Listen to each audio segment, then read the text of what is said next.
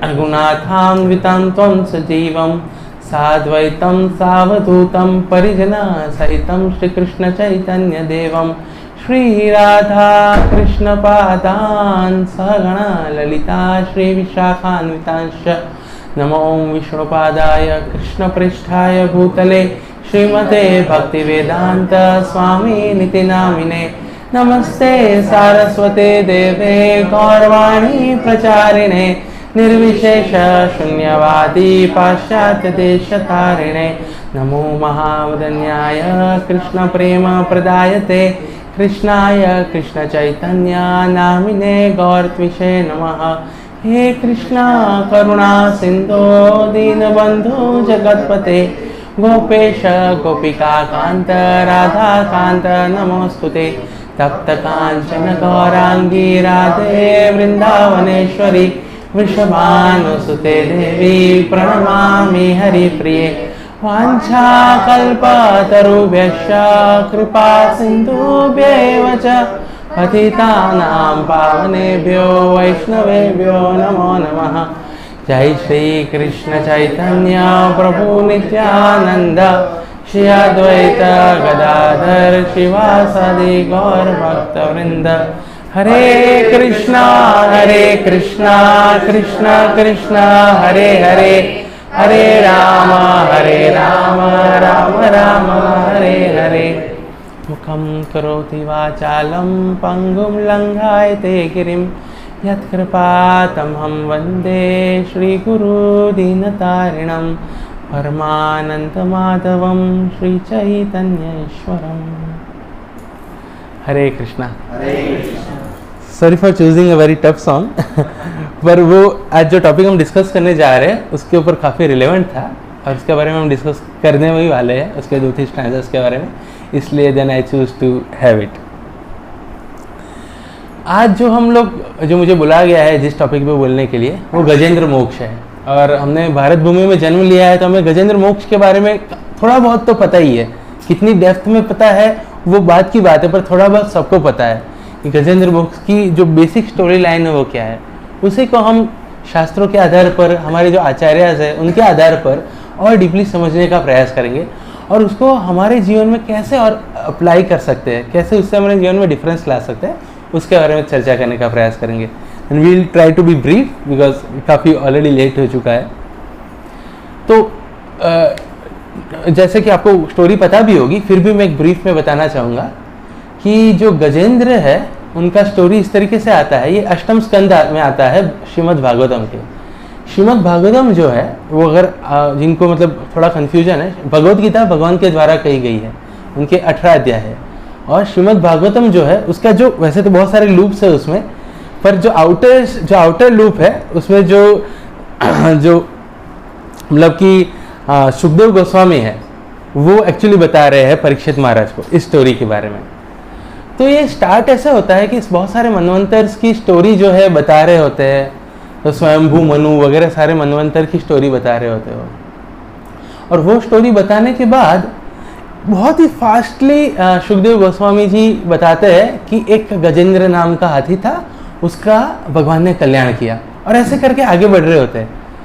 तो परीक्षित महाराज कहते हैं नहीं रुकिए, मुझे बहुत अच्छे से पूरा सुनना है। अभी शास्त्रों में दूसरी जगह प्रमाण आता है कि परीक्षित महाराज ने ये कथा कईयों बार सुनी थी उससे पहले भी, फिर भी वो ये कथा सुनना चाहते थे क्योंकि कोई कथा हमने अगर सुनी भी है उसको हम फिर से ध्यान से सुनते हैं तो हमारे श्रवण के साथ साथ स्मरण भी होता है। जो हमने पहले सुना है उसका स्मरण होता है। तो जो श्रवण और स्मरण दोनों जो भक्ति के अंग है वो होते हैं। हमने पहले भी एक बार डिस्कस किया था किस प्रकार के भक्ति के 9 अंग होते हैं जिसको हमें प्रैक्टिस करना चाहिए। तो कहते हैं नहीं, मुझे पूरा ये जो कथा है पूरी अच्छे से डिटेल में सुननी है। तो सुखदेव गोस्वामी तो बहुत खुश हो जाते हैं क्योंकि श्रोता जब इंक्विजिटिव होता है, इंटरेस्टेड होता है सुनने के लिए, तो भगवान भी वक्ता को एम्पावर करते हैं, ही बिकम्स मोर एंथ्यूज। तो बहुत खुश हो जाते हैं और फिर वो बताना स्टार्ट करते हैं कथा। वो बताते हैं कि एक त्रिकुट माउंटेन था, उसकी बहुत सारी ब्यूटीफुल जगहों के बारे में वो बताते हैं और एक क्षीर सागर के मध्य में था। क्षीर का मतलब होता है दूध, जैसे बहुत सारे सागर होते हैं प्लैनेट अर्थ पे सिर्फ सॉल्ट वाटर का सागर है और अलग अलग जगह पे शास्त्रों के अनुसार अलग अलग चीज़ों का सागर है। तो क्षीर सागर के मध्य में त्रिकुट पर्वत है और हमें हमेशा पर्वत की एक वैली होती है, जैसे कश्मीर है उसकी भी एक वैली है, तो उस वैली के अंदर फ्लावर्स होते हैं, गार्डन्स होते हैं। सिमिलरली त्रिकुट पर्वत में भी वहाँ पे भी एक वैली थी और वहाँ पे एक गार्डन था। उस गार्डन के अंदर ये गजेंद्र रहता था अपने सब साथी गणों के साथ और वो किंग माना जाता था। किंग मतलब कि राजा वहाँ पर, और जितने भी वहाँ पे पशु थे, प्राणी थे, वो उससे बहुत प्रेरणा प्राप्त करते थे और वो ऐसा सोचते थे कि जब तक गजेंद्र है तब तक एक्चुअली हमें कोई कुछ भी नहीं कर सकता। इतना उनको सेंस ऑफ प्रोटेक्शन मिलता था गजेंद्र से। तो गजेंद्र की इतनी वहाँ पे इज्जत थी, इतना वहाँ पे उसका रुतबा था, जहाँ भी वो चलता था सब लोग उसको रिस्पेक्ट से देखते थे, उसकी वाइफ्स, उसके बच्चे, सब लोग को भी इतनी रिस्पेक्ट वहाँ पे मिलती थी। तो एक बार वो अपनी वाइफ और बच्चों के साथ जा रहा होता है गार्डन के पास से और वहाँ पे एक सरोवर होता है। तो उनके बच्चे कहते हैं कि हमें पानी पीना है, आप हमें पानी दीजिए। तो वो सूंड से लेके पानी अपने बच्चों को पिलाता है, फिर उसके साथ वो खेलने लग जाता है बच्चों के साथ। फिर बच्चे बाहर निकल जाते हैं, वाइफ से उनकी बाहर निकल जाती है और उसका पानी के अंदर खेलना चालू रहता है। वो पानी से लेता है और काफ़ी हाथी है इसलिए काफ़ी उत्पात भी होता है। अगर हाथी काफ़ी मूवमेंट करे सरोवर में तो काफ़ी उसमें वाइब्रेशंस भी ज़्यादा होने लग जाते हैं जैसे वो खेलना स्टार्ट करता है अपने साथ। तो उसके अंदर एक मगरमच्छ होता है। तो मगरमच्छ जो है वो पूरी तरीके से मतलब कि डिस्टर्ब हो जाता है। अरे प्रभु जी, पिंटू प्रभु તમે ત્યાં બેસો ના બેસો ના પડી। अच्छा એટલા માટે, अच्छा ના મેં કીધું બધા ડ્યુટીઝ માટે ત્યાં ચાલુ છે, મેં તમને જોયા નહીં। ओके, तो वहाँ पे जो मगरमच्छ होता है वो बहुत डिस्टर्ब हो जाता है और उसको गुस्सा आता है। वो आके सीधा हाथी का पैर पकड़ लेता है। हाथी का पैर जब वो पकड़ लेता है जोर से, हरे कृष्णा,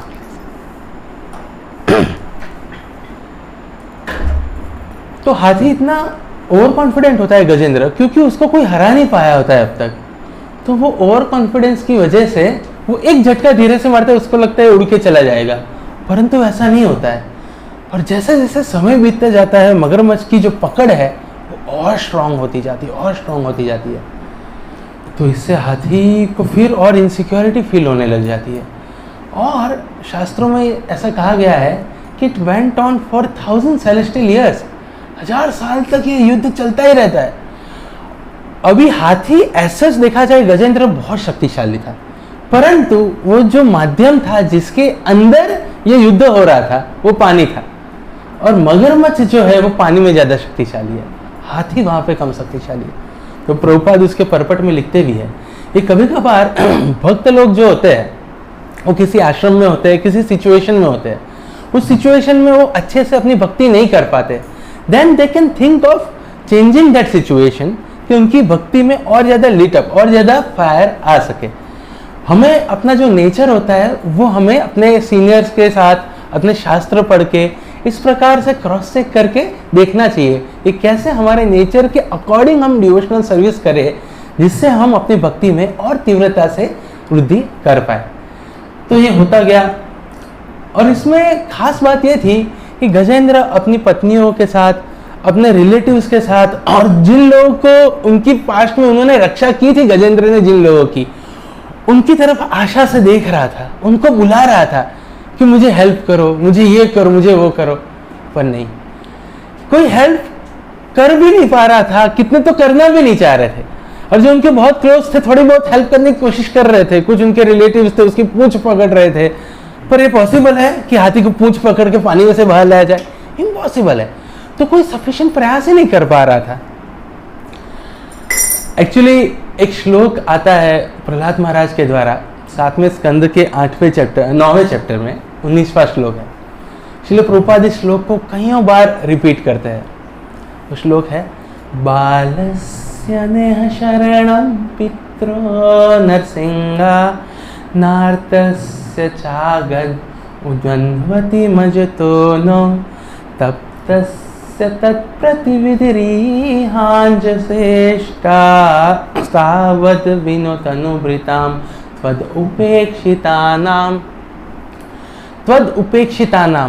अगर भगवान आपकी शरण नहीं ली तो बाले स्नेह शरणम पितरो नरसिंहा, कि जो बालक भी होते हैं उनको भी नरसिंह देव, मतलब आप भगवान आपके द्वारा कोई नहीं प्रोटेक्ट कर सकता, अगर उनके माता पिता है तो भी प्रोटेक्ट नहीं कर सकते।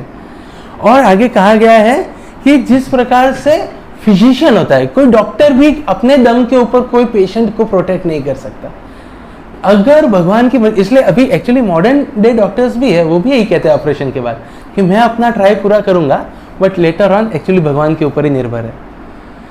तो जब तक अगर भगवान नहीं चाहे कोई हमारी रक्षा नहीं कर सकता।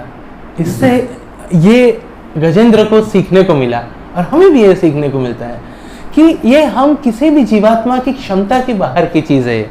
इसलिए भागवतम में कहा गया है असत सैन्य।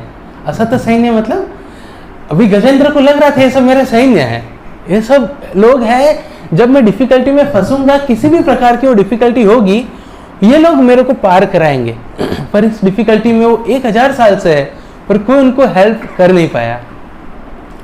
इस सिचुएशन में वो बहुत ही हेल्पलेस फील कर रहा था। जब पांडव सारा युद्ध जीत गए, सब हो गया, और उसके बाद कुंती जब कृष्ण भगवान वापस हस्तिनापुर जा रहे थे तो कुंती महारानी उनको रोकने लग जाती है, कहती है आप मत जाइए। तो कृष्ण कहते हैं अब तो सब हो चुका, दुर्योधन मर गया, सब कुछ, अभी आपका राज्य आ गया, आपके पास इतनी शक्ति है, पूरी पृथ्वी का राज्य है, आपको अब क्या चाहिए। तो कुंती महारानी कहती है कि वयम नाम रूपाभ्याम यदुभिः सह पांडवा भवतो अदर्शनम यर्हि ऋषिकाणाम इवेशितुः। कहते हैं कि के वयम नाम रूपभ्यम, कि हम क्या है, वयम मतलब हम क्या है, नाम रूपभ्यम, हमारा नाम क्या है, रूप क्या है, हमारा कुछ भी नहीं है। यदु भी सह पांडवा, वो यदुओं के बारे में भी बोल रहे हैं क्योंकि उनका मायका यदु है ना, और पांडव उनके ससुराल है, दोनों के बारे में बोल रहे हैं। हम आपके बगैर कुछ भी नहीं है। भवतो अदर्शनम यरेहि ऋषि का नाम इवेशितुहा। ऋषि जैसे कोई सेंसस होते हैं तो जिंदा आदमी के सेंसस होते हैं तो उसका कोई काम है, अगर उसमें से प्राणी चले जाए तो सेंसस का कुछ नहीं हो सकता। तो वो अपने आप को, इतने शक्तिशाली पांडव भी अपने आप को ये फील करते हैं कि भगवान के अलावा हम कुछ भी नहीं है।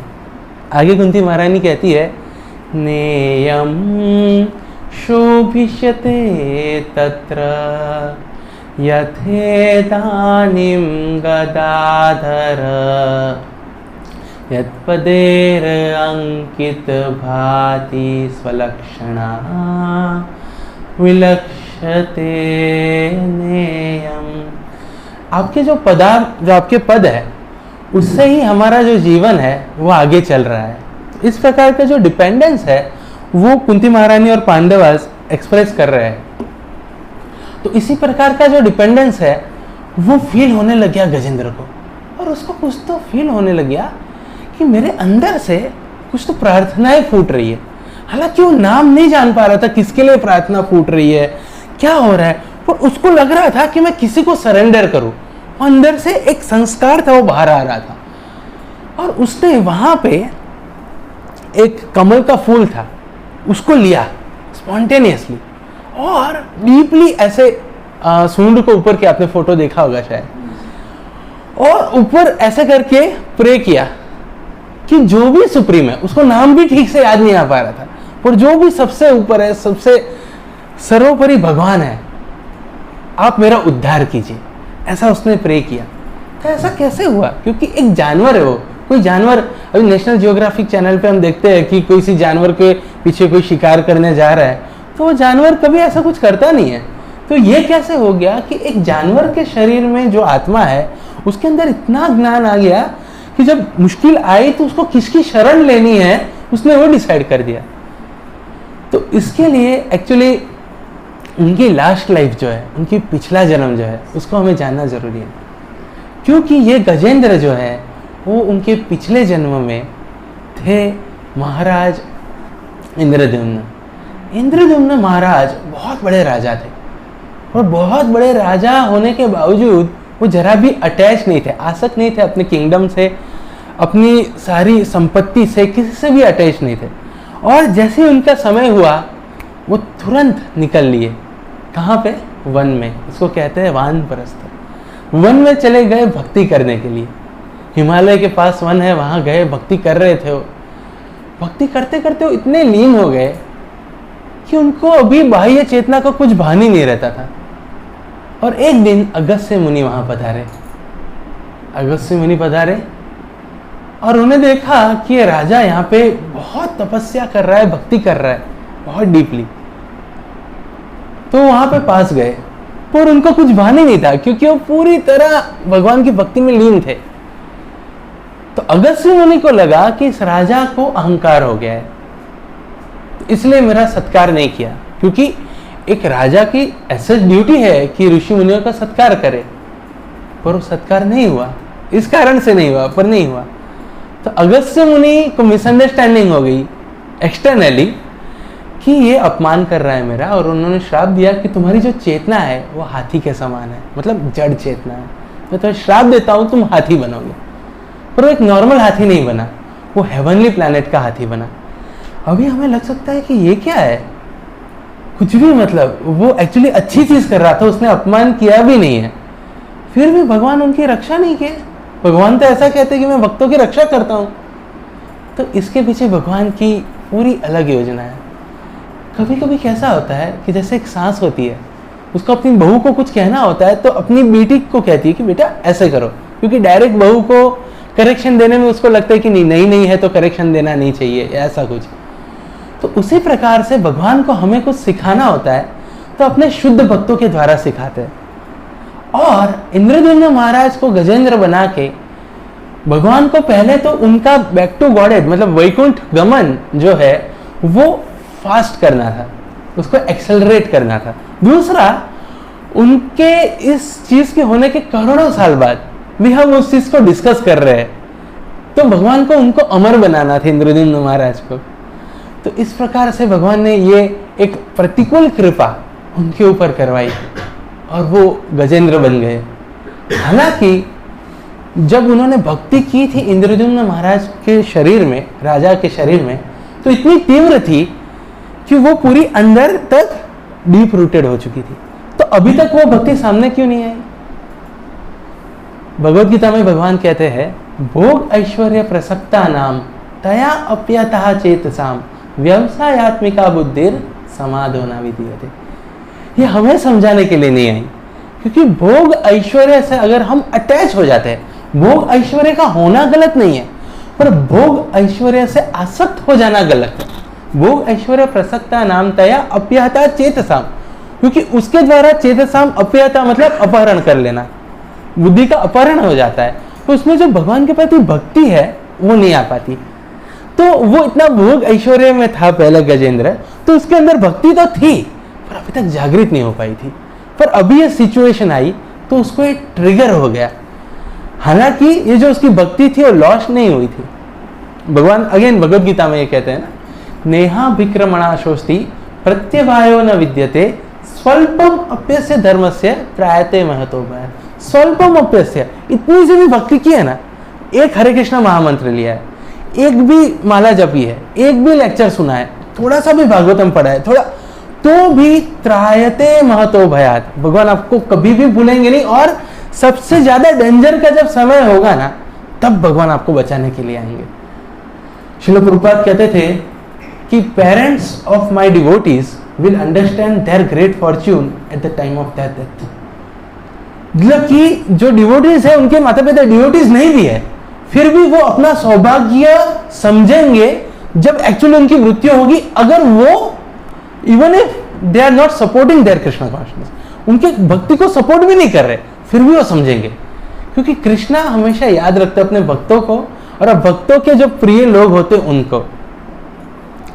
तो जो भगवान ने प्रॉमिस किया है कि जो भक्ति है थोड़ी सी भी की है वो कभी भी नष्ट नहीं होगी। अभी हम जो पुरुषोत्तम मास में इधर आए हुए हैं, शास्त्रों में अभी काफी बार हमने डिस्कस भी किया, कि शास्त्रों में कहा गया है कि पुरुषोत्तम मास में कुछ भी चीज करते हैं, हम चैंटिंग करते हैं, लेक्चर सुनते हैं, भागवतम पढ़ते हैं, भागवतम सुनते हैं, कीर्तन करते हैं, धाम में जाते हैं, it is getting multiply by 1000, और धाम में आते हैं तो it gets multiply by over 1000, तो 10,6 हो गया। तो अभी हम सोच सकते हैं कि हम लोग ये यात्रा कर रहे हैं, सब कर रहे हैं, क्या हो रहा है? ये हमारी इटर्नल स्पिरिचुअल बैंक जो हमारी है उसके अंदर ये सारी चीजें डिपॉजिट हो रही है। तो एक नॉर्मल इंसान भी होता है, उसको भी हम अगर 10 रुपए देते हैं तो वो भी याद रखता है कि इन्होंने हमें 10 रुपया दिया है, अगर वो मतलब बेसिक अच्छा आदमी है तो what to speak of Krishna. जितने भी अच्छे अच्छे गुण हैं, कृतज्ञता है, जितने भी अच्छे गुण हैं, उसके स्रोत तो भगवान स्वयं है।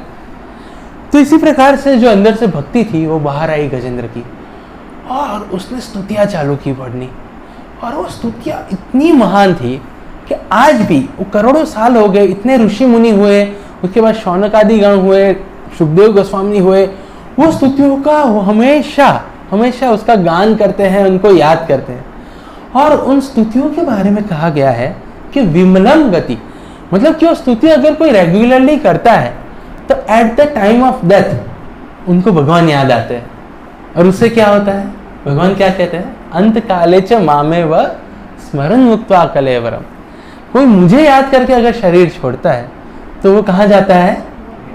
भगवत धाम जाता है, मेरे पास आता है। करेक्ट। तो इस प्रकार से ये जो इटर्नल स्पिरिचुअल बैंक अकाउंट है उसके अंदर, इससे हमें समझ में आता है कि किस प्रकार से हमें इन्वेस्टमेंट करते रहना चाहिए। आगे आता है कि किस प्रकार से हम जब भक्ति करते हैं, जैसे चतुश्लोकी भगवद गीता हमने पहले डिस्कस किया था कि 10.8 से 10.11 जो ये सार है भगवद गीता का, इन 4 श्लोकों में है श्रीपद रामानुजाचार्य के अनुसार।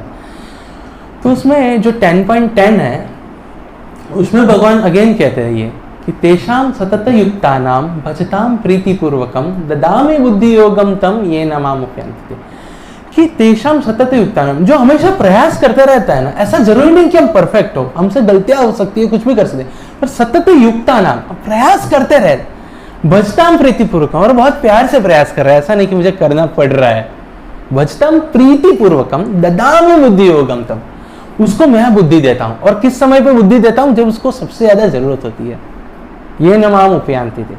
और आगे कहते हैं तेषाम एवानुकंप पार्थ, कि उसके अनुकंप पार्थ के लिए, उसके लिए ऊपर दया करके, अहम अज्ञान जमतम, उसके जो अज्ञान है उसको नाशम आत्मात्मा भावस्तु, उसको मैं नाश करता हूँ, ज्ञान दीपेन भास्वता, उसके अंदर मैं ज्ञान जलाता हूँ। कुछ लोग ज्यादा लर्नेड भी नहीं होंगे, इतना शास्त्रार्थ भी नहीं आते होंगे उनको, परंतु उनके अंदर भक्ति का भाव होगा ना, तो वो अंदर से ज्ञान प्रकट होगा, क्योंकि भगवान हमारे हृदय में है। हमने पिछले सेशन में देखा था, पता आपको याद होगा कि एक उपनिषद में लिखा है कि भगवान हमारे हृदय में कितने आकार के हैं? हमने डिस्कस किया था, अंगूठे के आकार के। करेक्ट। तो भगवान हमारे हृदय में है, तो हृदय से वो प्रेरणा देते हैं। अभी गजेंद्र ने कोई ऐसा कोर्स नहीं किया था, कोई शास्त्र नहीं पढ़े थे, पर वो भक्ति थी। तो आप गजेंद्र की प्रेयर्स देखेंगे ना, तो इतनी रिच इन कंटेंट प्रेयर्स है कि इतना सारा उसमें ज्ञान है, सारे शास्त्रों का सार है उसमें। तो भक्ति की ये शक्ति है कि जो ज्ञान का दीप है वो प्रज्वलित होता है। आगे इसमें बहुत सारे श्लोक है एक्चुअली गजेंद्र स्तुति में, पर हमारे पास समय नहीं, इसलिए फिर सिर्फ मैं एक लूंगा, और उसमें से भी मैं जस्ट एक एक शब्द ही लूंगा समझाने के लिए कि वो एक्चुअली क्या कहने जा रहे हैं।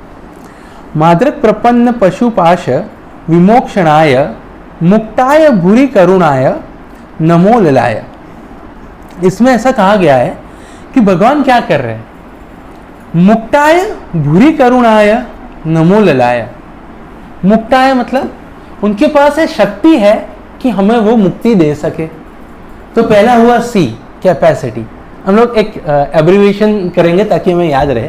तो ये CCA एब्रिविएशन है जो हमें याद रहे कि भगवान की करुणा किस तरीके से एक्स्ट्राऑर्डिनरी और स्पेशल है। तो पहला जो शब्द है यहाँ पे यूज किया है गजेंद्र ने, वो मुक्ताय है, कैपेसिटी, कि भगवान की कैपेसिटी है। और भगवान का नाम ही मुकुंद है, और किसी का भी नाम मुकुंद नहीं है। मुकुंद मतलब जो हमें मुक्ति प्रदान कर सके। हालांकि मुकुंद का और डीपर मीनिंग भी है, पर एक मीनिंग लेके हम अभी चलते हैं। हमें जो मुक्ति प्रदान कर सके। तो उनके पहले है कैपेसिटी। तो अगर मुझे किसी से पैसा चाहिए, जैसे मुझे किसी प्रभु से पैसा चाहिए, तो मुझे जैसे आपसे 50,000 रुपये चाहिए, तो पहले तो आपके पास 50,000 रुपये होने चाहिए, राइट? तो ये पहला पॉइंट हो गया। दूसरा पॉइंट क्या है? भूरी करुणा है, कंपैशनेट। और करुणाएं नहीं लिखा है, भूरी करुणाएं लिखा है, मतलब बहुत दयालु। दयालु नहीं, बहुत दयालु है भगवान। तो अगर मुझे किसी से 50,000 लेने हैं तो उसको बहुत दयालु भी होना पड़ेगा। 50,000 उसके पास है पर उसको नहीं देना है तो नहीं देगा। तो भगवान ऐसे भी नहीं है, भगवान के पास कैपेसिटी है और वो दयालु भी बहुत है। और तीसरी चीज क्या है? नमो ललाया। नमो ललाया मीन्स नेवर इनअटेंटिव। इसका लिटरल मीनिंग होता है कि कभी भी इनअटेंटिव नहीं है। ऐसा एक भी क्षण नहीं है कि भगवान को वो पता नहीं होता कि हम क्या सोच रहे हैं।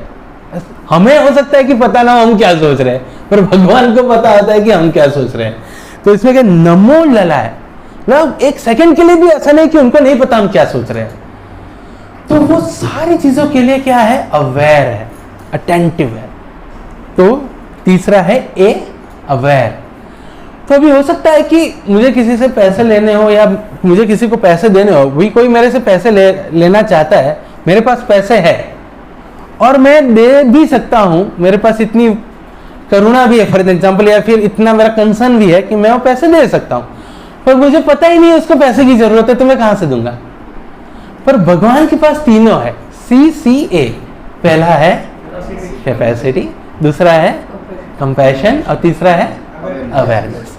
तो इसके कारण भगवान सबसे स्पेशल हो जाते हैं, क्योंकि ये तीनों चीजें सबसे ज्यादा मात्रा में किसी के भी पास नहीं हो सकती भगवान को छोड़ के। कैपेसिटी, कंपैशन और अवेयरनेस। तो यहाँ पे ये तीनों चीजें, मतलब मैंने इस चीज को मतलब वो किया है थोड़ा, जस्ट इस श्लोका का सार है ये। तो भगवान की करुणा इतनी गाढ़ है, इतनी तीव्र है। इसका एक एग्जाम्पल एक भी आता है कि हमने गुरुवार के सेशन में, अगर आप होंगे तो आपने सुना होगा अजामिल की कथा। उसकी उसकी स्पेशलिटी क्या थी अजामिल की कथा का? जो पिनेकल पॉइंट था, क्लाइमेक्स क्या था, कोई बता सकता है? लास्ट में वो अपने बेटे का नाम नारायण राइट, बताता है तो उसको करेक्ट, परफेक्ट। तो यहाँ पे वो लास्ट में अपने बेटे का नाम लेता है पर वो नारायण होता है, तो क्या हो जाता है? वो भगवत धाम चला जाता है। इवेंचुअली उसको सेकंड चांस मिलता है पर इवेंचुअली भगवत धाम चला जाता है। अभी यहाँ पे क्या हो रहा है? उसका इंटेंशन क्या था? बेटे को बुलाना, पर अच्छी क्या चीज थी? Content, correct. तो एक होता है इंटेंशन, एक होता है कंटेंट। तो कंटेंट अच्छा था पर इंटेंशन तो गलत ही था, पर ठीक है। तो भगवान ने क्या देखा? कंटेंट देख लिया। अभी इसके केस में, गजेंद्र जी के केस में क्या है? इंटेंशन सही है, करेक्ट। नहीं, हाँ नहीं, पर इसमें कैसा है कि इंटेंशन तो सही है पर कंटेंट में उसको एग्जैक्ट नाम ही नहीं याद आ रहा है कि कौन है, तो इसलिए वो हरिनाम ले ही नहीं पाया। कृष्ण का, विष्णु का, उनका नाम ही नहीं ले पाए वो। तो सिर्फ ये प्रे कर रहे कि जो सबसे सुप्रीम है मैं उसका सरेंडर करता हूं, तो यहाँ पे वो नहीं ले पाए। तो भगवान ने क्या देखा?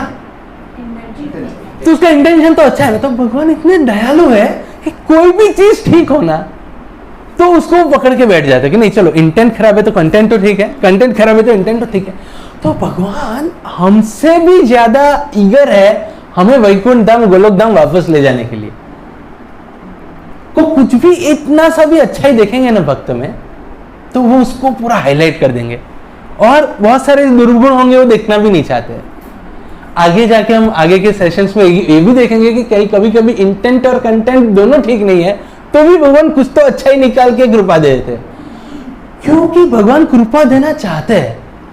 वो चाहते हैं कि हम इन सब चीजों से बाहर आए और उनके साथ वैकुंठ में, गोलोक धाम में आनंदित रहे। तो इसी प्रकार से भगवान इतने दयालु है, ये भी चीज यहाँ पे डिमॉन्स्ट्रेट होती है। अभी ये जो डिपेंडेंस है ये दो प्रकार से हो सकती है। गजेंद्र की जो डिपेंडेंस है वो किससे कंपेयर कर सकते हैं हम? कोई शास्त्र में ऐसा एग्जांपल आता है कि पूरी तरह हेल्पलेस है और उसका कोई चारा नहीं है और उसने कृष्ण को बुलाया है। हाँ, एग्जैक्टली। तो द्रौपदी महारानी द्रौपदी महारानी की सिमिलर सिचुएशन थी, उनकी भी एज डेथ के समान ही सिचुएशन थी, और उसमें भगवान ने उनको हेल्प किया। उनके कोई भी चारा नहीं था, उनकी शक्ति, उनके पति, कोई उनके काम नहीं आ पा रहा था। हालांकि वो लोग इतने अच्छे थे, शक्तिशाली थे, सब कुछ था, पर सिचुएशन ऐसी थी।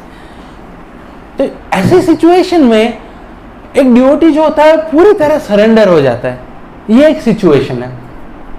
परंतु दूसरी सिचुएशन ये भी है सरेंडर की, कि जब अर्जुन है वो युद्ध कर रहा था, तो अर्जुन ने ऐसा नहीं किया। अर्जुन ने ऐसा नहीं सोचा कि चलो मैं माला लेके कुरुक्षेत्र में बैठ जाता हूं, ये देखा जाएगा। उसने युद्ध किया, और उस वक्त भगवान ने भी उसको बोला माम अनुस्मरा युद्ध च, मुझे याद करके युद्ध करो।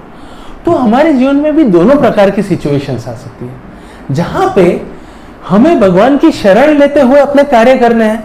क्योंकि मोस्ट ऑफ द टाइम ऐसे सिचुएशन में ही हम होंगे कि भगवान की शरण लेते हुए हम अपनी ड्यूटी करती रहनी पड़ेगी, क्योंकि हम अपने ड्यूटीज को सीज नहीं कर सकते। क्योंकि गजेंद्र और द्रौपदी महारानी वाली जो सिचुएशन है वो बहुत एक्सट्रीम सिचुएशन है, that will not be there always, हमेशा वो नहीं होगी। हालांकि वो चीजें किसी भक्त के जीवन में आती है, तो we can try to be ready. In the meanwhile we can try to be माम मनुस्मर उद्देश्य, कि हम ट्राई कर सकते हैं कि हम शरण ले रहे हैं भगवान की, और उस प्रकार की कॉन्शियसनेस रख के हम अपने दैनिक कार्य करते रहे, क्योंकि हमारी ड्यूटीज भी साथ साथ करते रहना जरूरी है।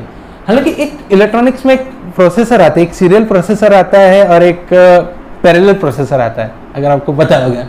तो जो एक्चुअली भगवान माम मनुस्मर युद्ध में क्या कह रहे हैं, पैरेलल प्रोसेसर दोनों साथ में होना चाहिए, पर दोनों साथ में भी कभी कभी डिफिकल्ट हो सकता है, स्पेशली इनिशियल स्टेज में डेफिनेटली डिफिकल्ट है। तो उसमें हम लोग सीरियल प्रोसेसर की तरह काम कर सकते हैं, मतलब एक स्टिपुलेटेड टाइम हम भक्ति के लिए दे सकते हैं, जहां हम तीव्र भक्ति करें, आधा घंटा, 15 मिनट, 1 घंटा, जहां अच्छे से माला करें, सब करें, और उसके बाद का दिन हम उसी कॉन्शियसनेस के साथ अपने कार्य भी अच्छे से फोकस से करें। उस समय हम ऐसा ना सोचे कि अभी भक्ति में क्या हो रहा है। तो हम इस प्रकार से अपना चीज स्टार्ट कर सकते हैं, और हम इसमें एंड करेंगे कि किस प्रकार से शरण हम ले सकते हैं। अभी जो सरेंडर, एक्चुअली गजेंद्र का जो स्टोरी है ना, वो पूरा सरेंडर के ऊपर है, किस प्रकार से उन्होंने शरणागति ली। और एक्चुअली जो शरणागति है वो भक्ति में सबसे पिनेकल पॉइंट है, सबसे ऊपर का पॉइंट है। जब हम शरणागति लेते हैं, ये जो हम सब कुछ कर रहे हैं ना, वो हम इसलिए कर रहे हैं कि हम लोग को प्रैक्टिस हो कि हम कैसे भगवान की शरण ले, हरिनाम की शरण ले, कि जब कोई भी तकलीफ आए, कुछ आए, तो हम भगवान की शरण ले सके, at the same time prepare our self for the death which is final exam, right. क्योंकि फाइनल एग्जाम में भी हमें शरण लेनी है भगवान की, हम शरण लेंगे तो हम भगवान को याद कर पाएंगे।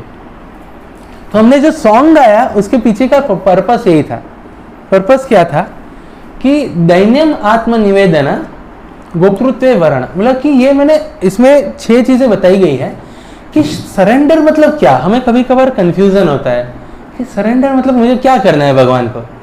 तो इसका एक वैष्णव तंत्र में इसका उल्लेख आता है, जिसका बाद में उद्धरण हरिभक्ति विलास में किया गया है, और उसको कोट बाद में श्रील प्रभुपाद ने भगवद गीता के 18.66 श्लोक में किया है। तो मैं आपसे रिक्वेस्ट करूंगा कि अगर जब भी आपको टाइम मिले तो 18.66 जो श्लोक है, सर्वधर्मान परित्यज्य, उस श्लोक का आप परपट पढ़िए।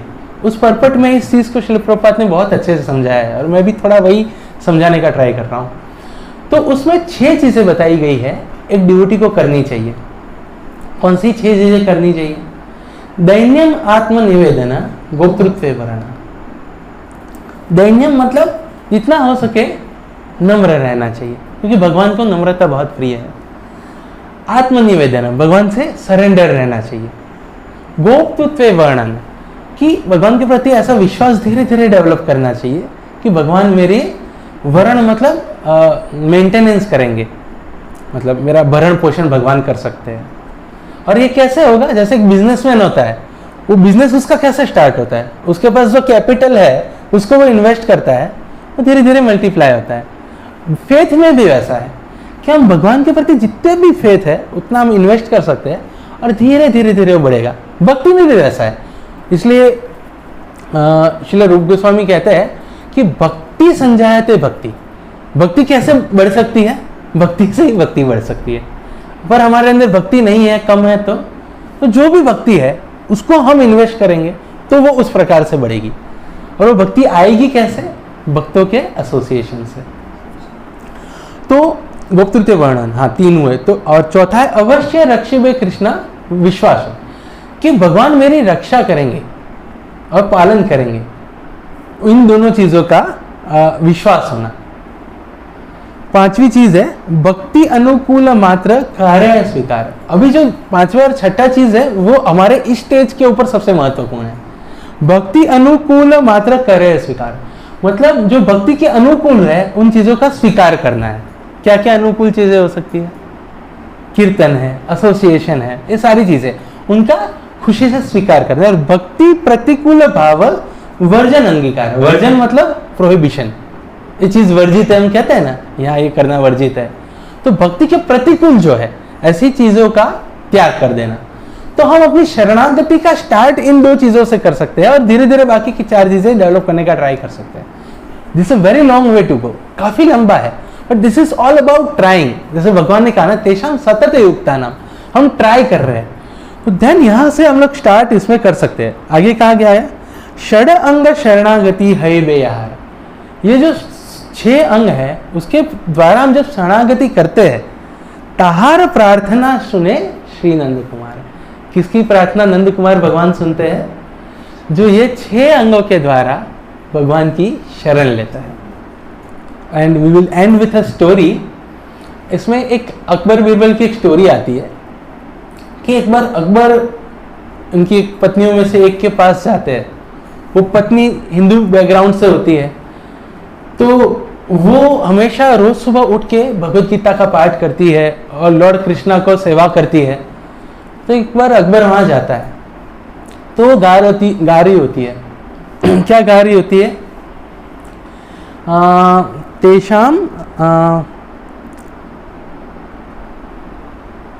तेषाम अहम समुद्धरता मृत्यु संसार सागरात भवामी न चिरत पार्थ मैया वेशित चेतसाम। भगवत गीता के 12.7 में से वो गा रही होती है तेषाम अहम समुद्धरता। तो वो पूछता है अपनी वाइफ से कि क्या गा रही, इसका मतलब क्या हुआ? उसको सुन के तो बहुत अच्छा लगा कि ये बहुत अच्छी चीज़ है। तो मतलब क्या चीज़ है ये? तेषाम अहम समुद्धरता, तेषाम मतलब डिवोटीज उसकी, क्योंकि बात चल रही है कंटिन्यूएशन में। 12.7 है, 12.6 भी इसी कनेक्शन में। तेषाम अहम समुद्धरता मतलब मैं उसका उद्धरता मतलब उद्धार करता हूँ। तेषाम अहम समुद्धरता मृत्यु संसार सागरात, मृत्यु के संसार के सागर में से भवामी न चिरत पार्थ है कि उसका न चिरत, चिरत मतलब देर होना, न चिरत मतलब एकदम जल्दी करना। भवामी न चिरत पार्थ मैया वेशित चेतसा। ऐसे भक्तों का मैं तुरंत उद्धार करने के लिए मैं खुद आता हूं और मैं खुद आके क्या करता हूं? उनका तुरंत उद्धार करता हूं। तो अभी अकबर के पास एक मिनिस्टर था, उसका नाम पता है आपको? बीरबल। तो ये सुन के तो जाता है, पर अकबर को हमेशा होता है कि थोड़ा बीरबल को टीज करूं और उससे बहुत सारी चीजें उसको पूछना भी अच्छा लगता है। तो बोलता है कि मेरी वाइफ ने मुझे एक श्लोका बताया, उसमें भगवान ऐसा कहते हैं कि तेषाम अहम समुद्धरता। ये क्या है? मतलब इतने करोड़ों लोग हैं, इतने करोड़ों भक्त हैं, तो उनके पास क्या मतलब, पहले तो क्या, तो कोई काम नहीं है, पहला ये है, या फिर उनके पास क्या मतलब कि कोई रिसोर्सेस नहीं है, उनका कोई सेवक नहीं है कि जाके बचा सके। तो मतलब क्यों, ऐसा क्यों वह इस तरीके से पूछना चाह रहा होता है? तो बीरबल के बारे में तो आपको पता है कि वो काफी इंटेलिजेंट होता है। तो उसने बोला कि ठीक है मैं आपको बताऊंगा, पर मैं आपको बाद में बताऊंगा। बोले ठीक है कोई बात नहीं। तो एक बार यमुना में वो लोग ये कर रहे होते हैं, विहार कर रहे होते हैं। तो उनका बेटा होता है नाव में, सब कोई होता है। तो बीरबल क्या करता है कि उनके बेटे का आइडल बनाता है। आइडल मतलब ऐसा मूर्ति टाइप ना। और अभी नौका विहार बहुत सारी हो रही है तो इतना ठीक से दिखता भी नहीं है ना, तो बाजू की नौका में ऐसे उल्टा रख देता है और वो कहता है कि मैं इस वाली नौका में आता हूँ, आप उस वाली नौका में आए। बोले ठीक है कोई बात नहीं। और वो क्या करता है बीचों बीच यमुना में जाता है तो उसको उठा के फेंक देता है अंदर। भाई अभी अकबर को तो यही लगा कि मेरे बेटे को उठा के अंदर फेंक दिया, तो अकबर क्या करता है, तुरंत वहां से जंप मार देता है अंदर। वो सोचता भी नहीं है कि यमुना कितनी डीप है, कि यहाँ पे कितना वो हो सकता है, कितना डेंजर हो सकता है। ऑफ कोर्स उनके सेवक होते हैं, वो भी सारे आ जाते हैं और होते हैं। फिर वो बाहर आता है तो देखता है कि वो तो ऐसे ही पुतला था। तो बीरबल के ऊपर गुस्सा होता है कि ये क्या पागलपन है कि तूने पुतले, मेरे बेटे जैसा पुतला उठा के फेंक दिया। तो बोले वो सब तो ठीक है, पर मैं आपसे पूछना चाहता हूँ कि क्या आपके पास और कोई काम नहीं है? बोले ये क्या बदतमीजी है। बोले आपके पास कोई रिसोर्सेस नहीं, आपको कोई सेवक नहीं कि जिनको आप कैसे कि आप कूद के बचा लो मेरे बेटे को? तो उसको समझता है अच्छा व्हाट इज ट्राइंग टू से। तो पॉइंट ये है कि भगवान के हम अंश है। भगवान कहते हैं भगवद गीता में ममैवांशो जीवलोके जीवभूतं सनातन, हम उनकी संतानें हैं। तो भगवान ये नहीं सोचते कि ये ऐसा है कि किसको किसी और को भेज दूंगा, भगवान स्वयं आते हैं। इसलिए जब गजेंद्र ने जब ये स्तुति की तो भगवान स्वयं वैकुंठ से गरुड़ के ऊपर आए। और कुछ कुछ शास्त्रों में तो ऐसा भी कहा गया है कि उतना उन्होंने जोर से जंप मारा कि गरुड़ भी पीछे रह गया। और आके तुरंत उन्होंने क्या किया, जो मगरमच्छ है, मगरमच्छ का उन्होंने शिरच्छेदन कर दिया। हालांकि काफी लंबा स्टोरी है but I am just cutting short. और ये मगरमच्छ जो है उसकी भी एक पास्ट हिस्ट्री है कि वो भी क्या था, मतलब वो भी वहां पे कैसे आया। वो भी कोई सामान्य मगरमच्छ नहीं था, क्योंकि सामान्य मगरमच्छ तो इतना टिक भी नहीं पाता गजेंद्र के सामने। वो एक गंधर्व था, उस गंधर्व का नाम था हुहू। चाइनीज जैसा नाम है, परंतु ये गंधर्व लोग होते हैं ऐसे, ये हेवनली प्लैनेट्स होते हैं, वहां का था। उसने क्या किया, बहुत शरारती नेचर का था। तो एक बहुत बड़े ऋषि मुनि थे, तो वो पानी के अंदर तपस्या कर रहे थे, तो वो वंदन कर रहे थे। उसी वक्त उसने क्या किया, नीचे से गया और उनका पैर नीचे से खींच लिया और उनको पानी के अंदर खींच लिया। तो ऋषि मुनि जो होते हैं, जब वो तपस्या कर रहे होते हैं, they are into very high trance. और जब उनकी अच्छी इतनी कॉन्शियसनेस हो तो उनके साथ कभी भी फ्रिवलिटी से बिहेव नहीं करना चाहिए। बहुत सारी जगह शास्त्रों में आता है कि जहाँ फ्रिवलस बिहेवियर होता है ऋषि मुनियों के साथ, वहाँ उनको श्राप मिलता है। हालांकि जो ऋषि मुनि होते हैं इतने दयालु होते हैं कि उस श्राप के अंदर भी एक्चुअली वो कृपा देते हैं, कि ऐसा करते हैं कि उसका बाद में जाके कल्याण ही हो। तो ऋषि मुनि उनको श्राप देते हैं कि तुम मगरमच्छ बन जाओ, तुम्हें बहुत आदत है ना नीचे से ऐसे खींच लेने की, तो तुम ऐसे ही बन जाओ कि नीचे से खींच लिया जाए। तो मगरमच्छ का काम ही वो नीचे से खींच लेता है। तो वो मगरमच्छ बनता है, फिर वो माफी मांगने लगता है। तो बोले कि तुम चिंता मत करो, स्वयं विष्णु भगवान के तुम्हें दर्शन होंगे। तो उसका शिरच्छेदन होता है और इसी प्रकार से भगवान जो है गजेंद्र का कल्याण करते हैं। हरे कृष्ण। किसी का कोई प्रश्न हो तो पूछ सकते।